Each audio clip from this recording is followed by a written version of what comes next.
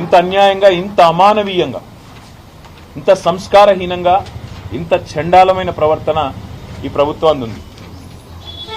Stretcher మీద తీసుకురావాల్సిన మనిషిని, అంబులెన్స్లో తీసుకురావాల్సిన మనిషిని ఇవాళ ఒక పోలీస్ బండ్లో తీసుకురావడమే కాకుండా ఇంకా నికృష్టంగా ఈ రకమైన ప్రవర్తన ఏదైతే వీళ్ళు చేస్తా ఉన్నారో ఇది క్షమార్హం కానే కాదు. నేను గౌరవ హైకోర్టు ప్రధాన న్యాయమూర్తిని కోరుతా ఉన్నా, రాష్ట్ర గవర్నర్ గారిని కోరుతా ఉన్నా, కాంగ్రెస్ పార్టీ అధినాయకుడు, పార్లమెంట్లో ప్రతిపక్ష నాయకుడు రాహుల్ గాంధీని కోరుతా ఉన్నా, డిమాండ్ చేస్తా ఉన్నా. రాహుల్ గాంధీ గారు, మీకు కనీసంగా మానవత్వం అనేది ఉంటే, మీకు కనీసం గుండె ఉంటే, హృదయం అనేది ఉంటే వెంటనే ప్రభుత్వానికి ఆదేశం ఇవ్వండి, మీ ముఖ్యమంత్రిని మందలించండి.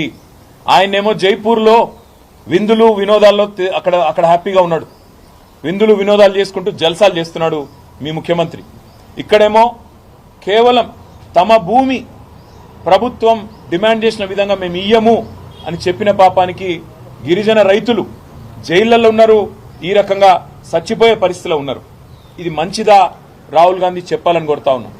నీకు నిజంగానే హృదయం ఉంటే వెంటనే నీ ముఖ్యమంత్రికి ఫోన్ చేయి, చెప్పు, ముందు కేసులు వాపసు తీసుకో, వాళ్ళని వెంటనే జైల్లోకి వెళ్ళి ఇడిచిపెట్టు, వాళ్ళ ఇంటికి పోని వాళ్ళ కుటుంబ సభ్యులను, వాళ్ళ ఆరోగ్య పరిస్థితి ఎట్లాగో మీ ప్రభుత్వం పట్టించుకోదు, అవసరమైతే మేం చూసుకుంటాం, ప్రైవేట్ ఆసుపత్రుల్లో పెట్టి వాళ్ళకి మంచి వైద్యం చేపించి వాళ్ళ ప్రాణాలు కాపాడుకునే ప్రయత్నం చేస్తాం.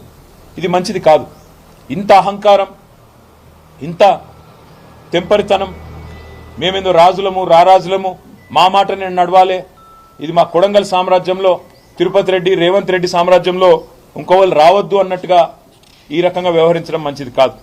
లగచర్లలో మీరు నిజంగానే తప్పు చేయకపోతే ఫార్మా విలేజ్ అని చెప్పి ఎందుకు వాపసు పోయింది? మళ్ళీ అలా ఇండస్ట్రియల్ కారిడార్ అని ఎందుకు వస్తున్నారు కొత్తగా? అదేవిధంగా నేను ఇంకొకటి మా మీడియా మిత్రులను కూడా అడుగుతా ఉన్నా, రాజ్యాంగంలోని ఆర్టికల్ 14, 19, 21 ఈ 3 ఆర్టికల్స్ ప్రకారం, రాజ్యాంగం ప్రకారం, భారత రాజ్యాంగం ప్రకారం ఒక అస్వస్థతగా ఇబ్బందుల్లో ఉన్న వ్యక్తికి బేడీలు వేయడం అంటే వారి హక్కులను హరించడమే. బిఎన్ఎస్ఎస్ అనే కొత్త చట్టం వచ్చింది.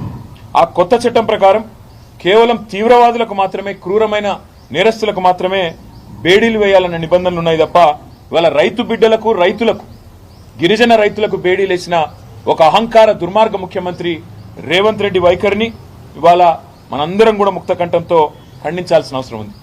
పోలీస్ మాన్యువల్స్ ప్రకారం, జైలు మాన్యువల్ ప్రకారం కూడా అండర్ ట్రయల్ ఖైదీలను ట్రీట్ చేయాల్సిన విషయంలో ఉన్న అన్ని చట్టాలను కూడా తుంగలో దొక్కుతా ఉన్నారు. దీన్ని కూడా రాష్ట్ర ప్రధాన న్యాయమూర్తి గారు దయచేసి పరిగణలోకి తీసుకోవాలని వారికి నా విజ్ఞప్తి. అదేవిధంగా ఇవాళ వాళ్ళు చేసిన నేరం ఎల్లా ఒక్కటే, గిరిజనులు కావడమే వాళ్ళు చేసిన నేరం, చిన్న రైతులు కావడమే వాళ్ళు చేసిన నేరం. ఆయనకు ఏ పదవి లేని తిరుపతి రెడ్డి గారేమో కొడంగల్లో 200 మంది ప్రైవేట్ సైన్యంలాగా పోలీసులను పెట్టుకుని ఊరేగుతా ఉన్నాడు. రేవంత్ రెడ్డి మాట వినందుకు గిరిజనులను ఇవాళ వేధిస్తా ఉన్నారు. అండర్ ట్రయల్ ఖైదీలుగా ఇవాళ అసలు ఇన్ని రోజులు దారుణం, అసలు ఉండడమే దారుణం.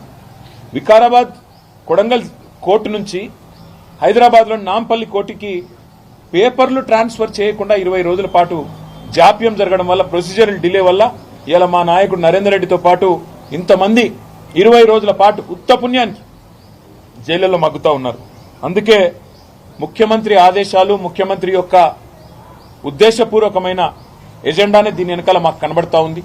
కేవలం నా మాట వినలేదు అని చెప్పి వాళ్ళను హింసించండి అన్నట్టుగా గుండెపోటు వచ్చినా కుటుంబ సభ్యులకు తెలియజెప్పకుండా మరి దుర్మార్గంగా ఇంకొక 2 పేర్లు, కావలి రవీందర్, గుండెమేని బసప్ప, వాళ్ళిద్దరు కూడా ఆరోగ్యం బాగాలేదు, వాళ్ళను కూడా వెంటనే విడుదల చేయాలి. అదే వారితో పాటు మిగతా వాళ్ళందరినీ కూడా వెంటనే విడుదల చేయాలని చెప్పి కూడా మేము డిమాండ్ చేస్తా ఉన్నాం. అదే మాదిరిగా మిగతా రైతుల మీద కూడా నెల రోజులు జరిగిన తర్వాత కూడా ఇంత దుర్మార్గంగా, ఇంత అరాచకంగా ప్రభుత్వం ఏదైతే వ్యవహారం చేస్తా ఉన్నదో ఈ విషయంలో ఇకనైనా రేవంత్ రెడ్డి భేషజానికి పోకుండా, అనవసరపు అహానికి పోకుండా ముందుకొచ్చి స్పందించి ఆ కేసులు విత్డ్రా చేసుకొని వారిని తక్షణమే విడుదల చేసి వారి కుటుంబ సభ్యులకు అప్పచెప్తే వారి ఆరోగ్యాన్ని, వారి ప్రాణాలను కాపాడిన వాడైతాడు. లేకపోతే మాత్రం చరిత్రహీనుడిగా మిగిలిపోతాడని చెప్పి తెలియజేస్తూ మీడియా మిత్రులకు కూడా చివరిగా ఒకటే విజ్ఞప్తి, దయచేసి హీర్యానాయక్ విషయాన్ని, బసప్ప విషయాన్ని, అదేవిధంగా రాఘవేంద్ర విషయాన్ని,